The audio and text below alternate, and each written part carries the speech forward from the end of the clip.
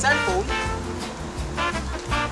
at ng Facebook sa cellphone. Kasabay ng mga pagbabagong ito ay ang pagbabago rin ng ating pagpapakita ng pag-ibig sa ating mga minamahal. Kaya sa mga oras na ito, tunghayan natin ang mga iba't ibang senaryo ng pag-ibig. Watch this!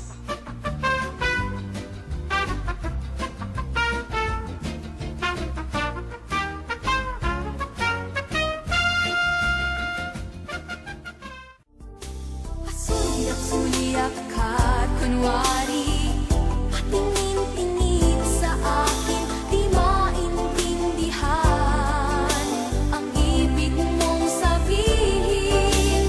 Kung mayroong pag-ibig ay ipagtapat mo na sa akin, agad naman kita sasagutin.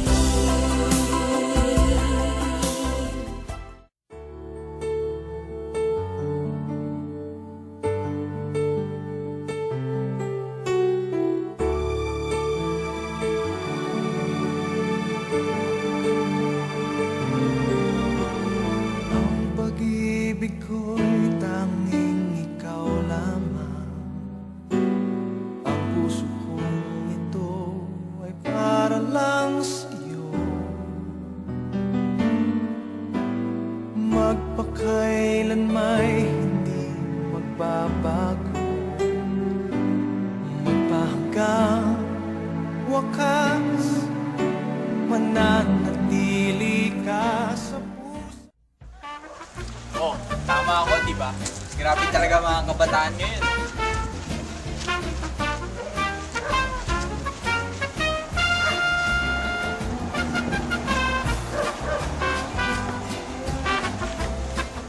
May mga nangaharana pa kaya?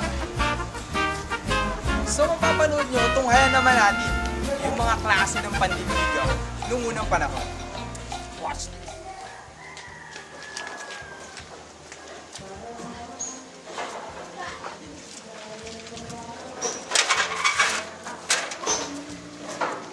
Tao po! Sino ba yan? Magandang hapon po. Ano maganda sa hapon? Akit lang po ng ligaw kay Ivy. Ano, naliligaw ka? Ay, hindi po.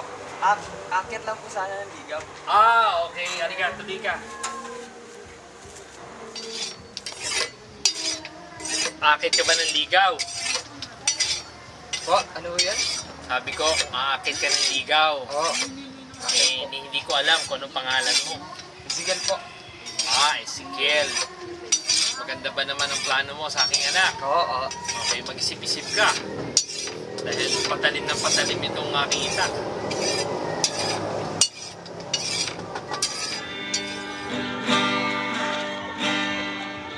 O ilang sa gabi madilim. Madilim ka dyan. Eh, ang liwa-liwanag eh, madilim. Mother Earth naman.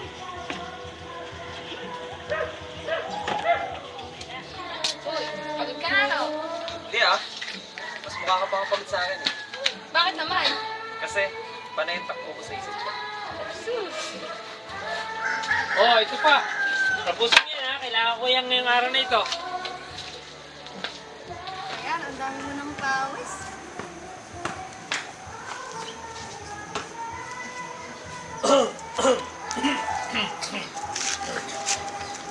Ano bang balita? Mukhang masama ang balita.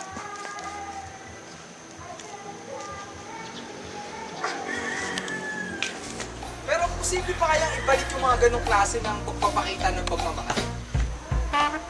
Palagay mo, posible pa kaya? Ikaw bro, palagay mo, posible pa kaya? Hindi mo, mga tao ngayon, hindi na ako pinapansin. Pero ganun pa man, marami na talaga mga pagbabago ngayon. At isa na rin yung mga bagay na tulad nito.